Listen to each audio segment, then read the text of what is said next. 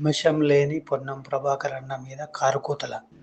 ఒక బీసీ మంత్రి అయ్యాడని ఓర్వలేని సోషల్ మీడియాలో దిగజారుడు ప్రచారం చేస్తున్నారు.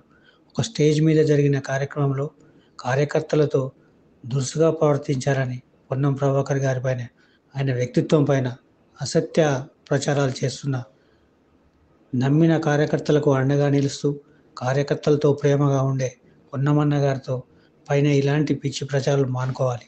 అభిమానంతో స్టేజ్ పైకి కార్యకర్తలను వారితో ఉన్న చనువుతో సరదాగా వ్యవహరించిన సంఘటనను అన్నపై ఇలాంటి ట్రోల్ మానుకోవాలని చెప్పి తెలియజేస్తా ఉన్నాం.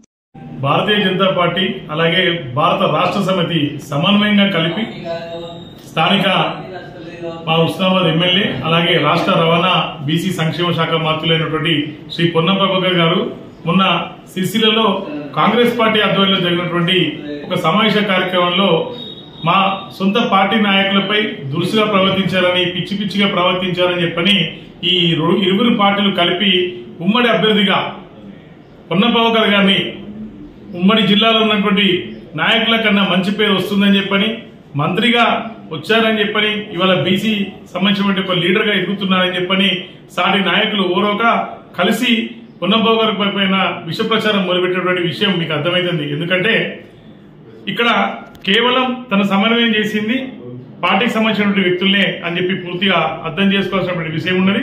ఎందుకంటే ప్రజలపైన గానీ, అధికారులపైన గానీ, సమీక్ష విషయంలో గానీ, మీడియా సమావేశాల్లో గానీ తను ఎక్కడ దురుసుగా ప్రవర్తించినటువంటి దాఖలు లేవు.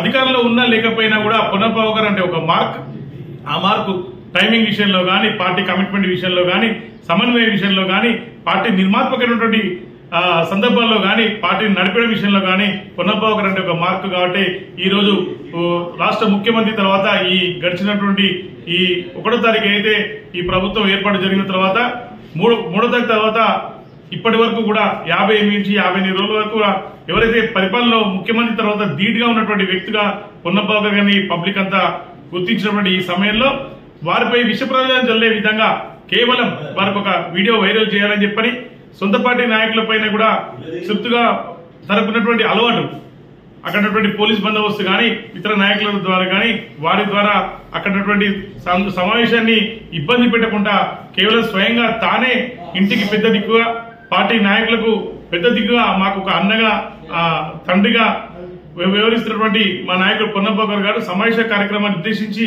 అక్కడ పార్టీ సమన్వయంగా జరిగిన ఉద్దేశంతో కార్యకర్తలను ఒక దాడిగా తీసుకొచ్చే ప్రయత్నం చేస్తే దాన్ని వైరల్ చేసే విధంగా భారత రాష్ట్ర సమితితో పాటు భారతీయ జనతా పార్టీ కూడా కలిపి ఈ వీడియోను వైరల్ చేసినటువంటి విషయం తెలిసింది. ఎందుకంటే ఇలాంటి ఫేక్ వీడియోలు తయారు చేయడంలో భారతీయ జనతా పార్టీ శుద్ధి బాగా ఉంటుంది. ఎందుకంటే నేను కూడా సుదీర్ఘకాలం కాంగ్రెస్ పార్టీలో పనిచేసిన ఒక నమ్ముకున్నటువంటి నాయకుడి కోసం భారతీయ జనతా పార్టీ కూడా 1 సంవత్సర కాలం వెళ్లి పనిచేసినటువంటి అవసరం వచ్చింది. కాబట్టి మాకు ఆ పరిస్థితి తెలుసు. ఎందుకంటే ఇక్కడ ఉన్నటువంటి స్థానిక ఎంపీ గారు కానీ, ఇతర భారతీయ జనతా పార్టీ రాష్ట్ర అధ్యక్షుడైనటువంటి బండి సంజయ్ గారి వారి నేతృత్వం మాకు పూర్తిగా అర్థమైంది. సంవత్సర కాలంలోనే వారు ఇక్కడ ఇలాంటి ఫేక్ వీడియోలు కానీ, ఎస్టాబ్లిష్మెంట్ ఉన్నటువంటి ఫేక్ ఎస్టాబ్లిష్మెంట్ క్రియేట్ చేయడంలో వాళ్ళు దిట్ట.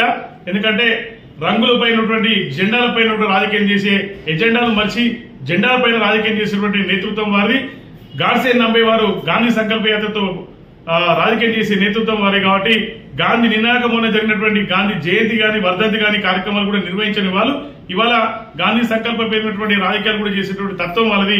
కాబట్టి ఇలాంటి దుష్ప్రచారాలు ప్రజలంతా నమ్మాల్సినటువంటి అవసరం లేదు. వాళ్ళ యొక్క పరిపాలన ఎలా ఉంది ఆ విధంగా ధోరణి చూసుకుంటే సరిపోతుందని చెప్పని, అలాగే కాంగ్రెస్ పార్టీ కార్యకర్తలు కూడా ఇలాంటి అవకాశాలు కూడా ఇతర వాళ్ళకి ఇచ్చే ప్రయత్నం చేయకుండా సమన్వయంగా ఉండాల్సిన అవసరం ఉంది. మన నాయకులను మనం కాపాడుకోవాల్సిన అవసరం చెప్పి తెలియజేస్తుంది.